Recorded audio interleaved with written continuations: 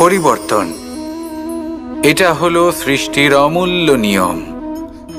এই সংসারে সবকিছু সময়ান্তরে পরিবর্তিত হয়, এই সময়ও পরিবর্তিত হয়। পরিবর্তন চিরকাল হয়ে এসেছে আর চিরকাল হতে থাকবে। কিন্তু এবার আমরা সেই পরিবর্তন কিভাবে লাভ করব যেটা আমাদের প্রয়োজন, যেটা আমরা চাই? আমরা জীবনে বিকাশ চাই। এই বিকাশ কিভাবে লাভ করতে পারি? এই প্রকৃতি কিন্তু আমাদের অত্যন্ত উত্তম উদাহরণ দিয়ে বুঝিয়েছে।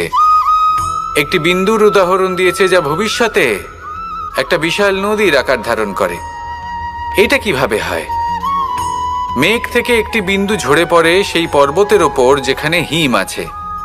সেই হিমের সংস্পর্শে আসা মাত্র সেই বিন্দুর সাথে আরো বেশ কিছু বিন্দু যুক্ত হয়।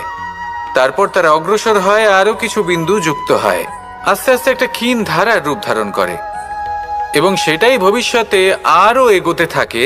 অনেকটা যাওয়ার পর যখন অনেক সংখ্যক বিন্দু একসাথে যুক্ত হয় তখন সেটা বিশাল নদীর আকার ধারণ করে। এবার আমরা মানুষ বলে আমাদের সাথে এই নিয়মের অন্যথা হয় তা নয়। আমরাও এই প্রকৃতির অংশ, আমাদের ক্ষেত্রেও একই নিয়ম প্রযোজ্য। যখন পরিশ্রম করে অনেক সংখ্যক বিন্দু আমরা একত্রিত করব তখনই পরিবর্তনের নদী প্রবাহিত হবে। প্রয়োজন হলো নিরন্তর পরিশ্রম করা এবং ধৈর্য ধরা। এটা করতে থাকুন, জীবনে সব কিছু লাভ করতে পারবেন।